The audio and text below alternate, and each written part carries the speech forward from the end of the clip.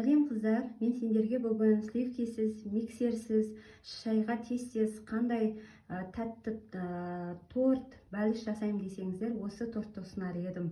Жасалуы да өте оңай, масалқысы да өте үйдегі бар заттармен жасалынады. Жасалу жолын видеоның соңына дейін қараңыз.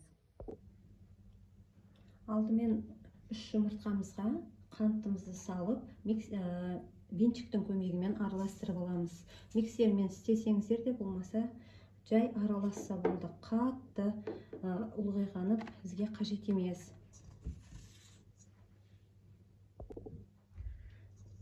Жұмыртқамыз бен шекерімізді венчикпен араластырып, үстіне сұйық майымызды құйып, тағы да бір араластырып аламыз. Енді ұнымызды електен өткізіп аламыз, және оның үстіне кішкентай қасықта толтырмай ас содасын және қамыр қопсытқышты екеуін де салып, оның ішінде араластырып қоямыз. Енді 60 грамм какаомызға ыстық суымызды, яғни 200 грамм кипяткімізді құйып, екеуін жақсылап араластырып аламыз. Осылай бізде какаомызды толық араластырып аламыз. Енді осыны қамырымыздың үстіне құйып, екеуін бірге араластыратын боламыз.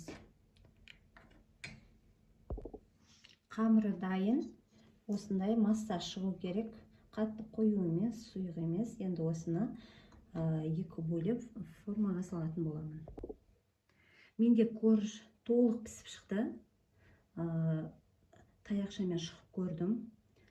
Негізі сіздер 3-ке бөліп смес салсаңыздар болады. 3 бөлікке, мен 2 бөлікке бөлдім. Енді толық суытып аламыз. Торттың кремін дайындау үшін сливки еш нәрсе қажет емес. Бізге тек қана вареная сгущенка және қаймақ. Олардың масалқылардың өлшемдерін мен видеоның соңында описание бөліміне жазып кететін боламын. Және миксер қажет емес, екеуін ғана салып алып, венчиктің көмегімен толық араластырсақ болғаны. Міне бізде дайын уже. Енді тортымызды жинай берсек болады. Осылай кальсонның көмегімен дөңгелек етіп бөліп алдым, және мына шет-шетін енді бетіне әсемдік үшін себетін боламын.